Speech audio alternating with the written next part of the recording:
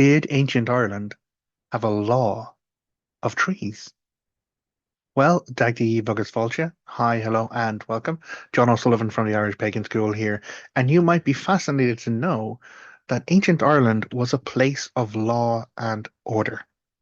As much as we have been routinely colonized by multiple other people, countries, religious organizations for hundreds and hundreds of years, when we look back at the information before that time, we do have a lot of really good content that shows the structure of Ireland. We weren't a barbaric people. We weren't an illiterate or idiot savages. We had a very, very detailed structure, which was based around our laws. And so the structured society and the law itself, the justice within this ancient law practice in Ireland wasn't punitive justice. It wasn't eye for an eye, or if you do this, you go to incarceration, or your life is taken, or dismemberment as like anything like that at all. The type of justice under the Brehon Laws, which is what they were called, was restorative justice. It was a justice system that talked about making right or covering for loss caused by an infraction or a breach of the laws. So these laws, as I mentioned, they were handed down by people specifically trained in them, known as Brehons, which is the Old Irish word for judge. And the Brehons themselves were a subsect or subcaste of Druids in Ireland. So these are the highly educated, highly trained individuals who had to function as a form of judgment and justice, which means that they had to understand all of the laws around loss and the structure of the society itself, which was very, very tiered. Now, I plan on doing a bit of a series on this Brehon Laws. Like it's something that we have been asked by members of our community. Well, how do we get into this nitty-gritty of this Irish law? And so that's where I'm going to be doing it. I'm going to take some time to go through different aspects that I find fascinating about the ancient Irish laws, or the Brehon Laws as they are called. And so there'll be a series of kind of short hops through different parts of the law, but maybe over the time you'll begin to see or glimpse how detailed or how specific um, the structure of ancient Irish society was, but also how like it wasn't an egalitarian utopia, of course, but there were a lot of very remarkable insights that we can take on board into our modern understanding of our world today and the practices that we as pagans follow. So, intro aside, long intro, I know. Um, Today we're going to talk about trees. And yes, the answer, not hard to say, there is very specific tracts and sections of our ancient laws that talk about trees. Now, it's not just conservation, of course, but in a way, the value of the trees is acknowledged, and in through that structured process of society, conservation really does come into it too. So, as a resource, I'm going to lift up a book here and I'm going to show it to you for those on camera. This is a great resource. It's Fergus Kelly, and this is Early Irish Law. Also, if you can't get a guide to Early Irish Law, which is that book, on Celt Project, Celt, ucccelt.ie at the University College Cork, there's also some digital versions of these resources available. I might grab those and throw them in the link as well. But when we go looking for the law around trees, we're going to a particular part of a 7th century law text. So this is like the 7th century, and we know we can date it to the 7th century, not just because of the old manuscripts in which it was written, but also because of the linguistics, the type of Irish, the proto-old form of Irish is what this was written down in. And so in this 7th century Irish law text, it's known as the Bretha Comaithchesa, which is the law of neighborhoods, or the law of kind of creating community, and how, when people come together and begin to share in a neighborhood or live next to each other, there's going to be difficulties at times and frictions. So by setting out clear structures of law, this is who's responsible, this is like who has to pay for damage done, it really helps to form this society that existed a long time ago before we were conquered by anyone absolutely else. But as I said, this Bretha Comaithchesa, this law of neighborhoods, it describes kind of the legal obligations of farmers or landowners when it comes to managing and monitoring their own land, but then also how and where their properties may cross over with neighbors and what might happen if something goes awry. In this, though, it actually breaks down a subsection within this Brehon Laws. Like it talks about fencing, it talks about like, animal care, it talks about like crops you're growing. Like it really goes into a lot of really good detail, but we're focusing on trees. So let's stay on track, John. In the Brehon Laws, there's a sub part of that which is an old Irish tree list.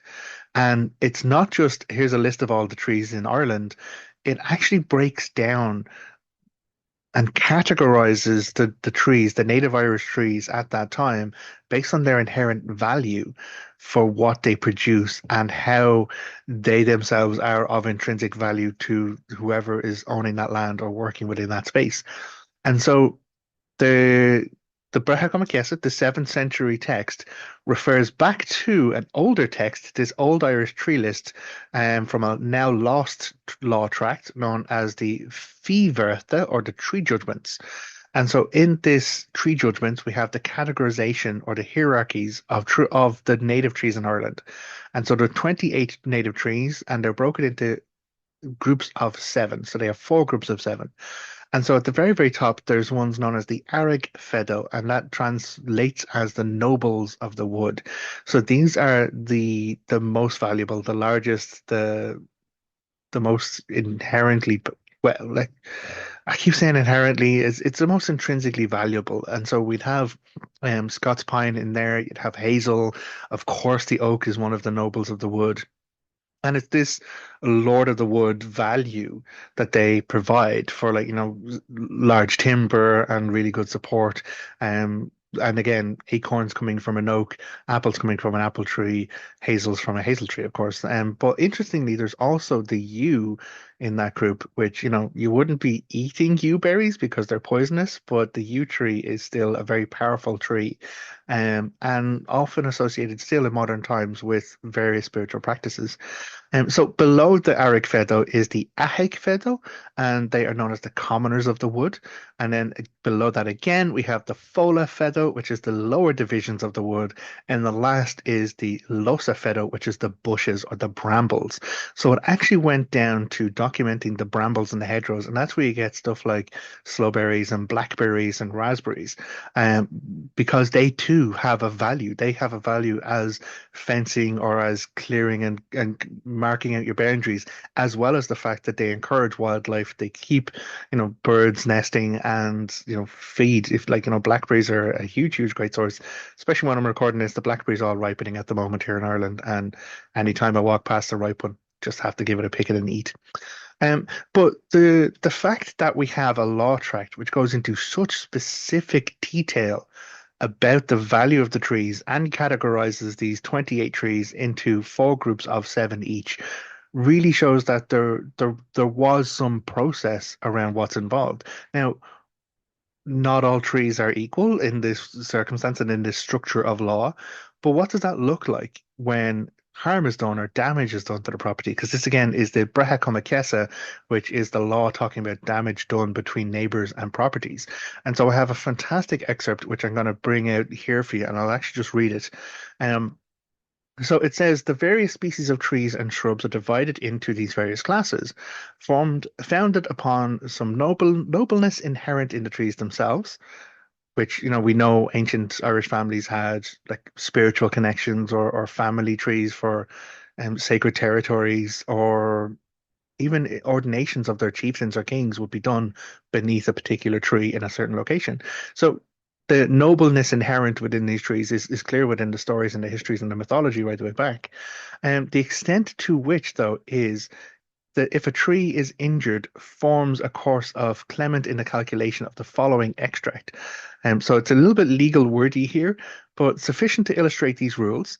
For the cutting of a tree or stripping of them, a full dyer is paid for each, a dyer being a perfect compensation for the portion which has been damaged. So we're not just talking about cutting down a tree. It's actually as detailed as if you take branches off it, if you strip bark from it. So it goes into, but all trees are not equally noble, of course. There's the seven chieftain trees, which is the seven common trees, seven shrub trees, and then the seven bramble trees. And the dire or fine for each is different. The chieftain trees are oak, hazel, holly, ash, yew, pine, and apple. The dire or the fine for an oak is a cowhide due for stripping of the barking for a pair of woman's shoes, and an oxhide for the barking for a pair of man's shoes. So what it says is if you strip enough oak, like bark off the oak, so that you could make a pair of women's shoes, then you have to return a cowhide, a full cowhide. If it's a man's pair of shoes that you're stripping the bark for, then it's an oak hide, an ox hide to do it. But this is the part where we go beyond, like, punitive or even like a fine. It gets into the restorative of it because it says, and also to cover it until the test of its recovery is had, i.e., smooth clay and cow dung and new milk are to be put upon it until the recovery test, until they extend 2 fingers beyond the wood on both sides, and a half fine shall be paid for it until it is whole. So essentially, you strip the bark off it, you have to pay a hide to the owner for the bark you've taken. But then also you are responsible for covering the wound with the mix of clay, cow dung, and milk until it sprouts, not just from one side, but from both sides. And those sprouts are, 2 fingers in distance away from the body of the tree. And so that's a brilliant example of the value of an oak tree. And it's not just down to what you're taking from it that you have to give. It's not like some forced transaction. There's also that element that you have to make sure that the healing of the tree is considered so that it remains healthy and doesn't die. So the next part of it here, there's a little bit more about fruit trees actually, which is interesting because apple is one of the native Irish trees there. So the law has to consider everything, and this is a fascinating thing about it. Even if there's no set example of exactly when something happened, the Brehons would still say, well, if this were to happen, this is how I judge it. Because a Brehon, as a member of a Druid caste, wouldn't just be in every town. You wouldn't have a person who was just the judge everywhere you went. The judges, the Brehons, these Druid caste, would travel around. They'd be summoned. Someone would send a message to the local chieftain of the Tua and say, we need a judgment on something. And then a Brehon would be sent to tackle that.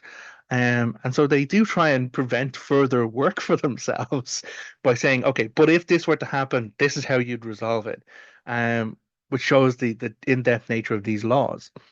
So there's, for the purpose of a question around a particular property, an analogous case of the rights of a fruit tree belonging to one person but planted in or growing out of land of another. So this is where someone owns a fruit tree, but for some reason the land shapes or the land is recategorized, or fruit from the thing is half over onto someone else's land. Like, what's the rule? How do you resolve that there without it turning into a dispute?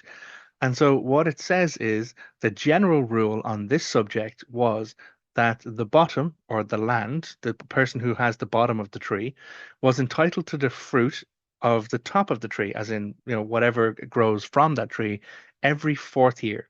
So every fourth year, the person who owns where the tree is growing out of gets the fruit. But in the other 3 years, the fruit is divided equally into two parts between the respective owners. So the one whose tree it is and the one whose land it's upon. So this refers to this contingency around how and who gets the product of the tree.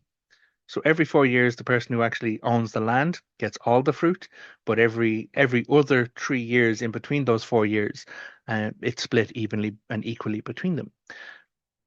It goes one step further, and this is probably going to be the next video I do because it is fascinating. It actually includes bees. In this particular section where it's talking about all of the trees, it does say if a swarming of bees comes to the tree and makes its home within the tree, the product of that bee swarm is considered part of the product of the tree. So if a swarm of bees happens to take up in someone's apple tree, then every fourth year, the person who owns the land gets all of the fruit from the tree and all of the honey or produce from the beehive in the tree. Whereas every other 3 years, it's split evenly between the owner of the tree and the owner of the land. So this really does show how detailed, and this again document goes back to the 7th century where we have the Bretha Comaithchesa. This is the the laws of neighborhood. So that's when it was set down. But even in that document, when it talks about this tree law, it does mention a now older tract, this Fidbretha, the tree judgments, which we no longer have, but predates the Bretha Comaithchesa. So the law of neighborhoods includes all of the information about the law, a lot of the information about the law of trees, but we do know that there was an older section as well, known as the tree judgments or the Fidbretha. So yeah, absolutely. Ireland had very detailed and very specific laws around trees and the damage and harm that can be done. There are other sections where it goes into the conservation elements, in that, like, if it's this particular type of tree, then you can harvest 2/3 of its branches, but you have to leave the rest. But you can only do that every second or third year. Like if it's a fola fedo, if it's the lower division of the woods, you can kind of just do 50% or 75%. You can harvest quite a bit of the wood. But if it's in the arig fedo, the nobles of the wood, then you can only harvest a small percentage of the branches every year. And you can't do it year after year after year. So the fact that the ancient Irish people, the structure of ancient tribal Ireland, had not just a very detailed law system, but also a very detailed and intuitive kind of view of trees as part of property, part of the landscape, part of the tribal lands and ownership and management and facilitation of the value of trees towards restoring them, maintaining them, and keeping them healthy really gives a great insight into the depth of ancient Irish culture before anyone else came in and thought their rules of law were better than ours. So, as I said, this is a fascinating thing. People have been asking us about ancient Irish law for a while. I will be doing a couple of videos on this, so please make sure you are subscribed and following along on the channel. As ever, we have a whole lot of free content available for you at the Irish Pagan School. Go to irishpagan.school/free. You can find courses, downloads, guided meditations, journeys, and as ever, here, podcasts, more videos. And Gaurav Mila Malgat, thank you for being with me for this. And do make sure you're following along if you want to know. Oh yeah, bees. I'm gonna do bees. The next video I'm gonna do the law about bees. Till then, Sloan, take care of yourself. Goodbye.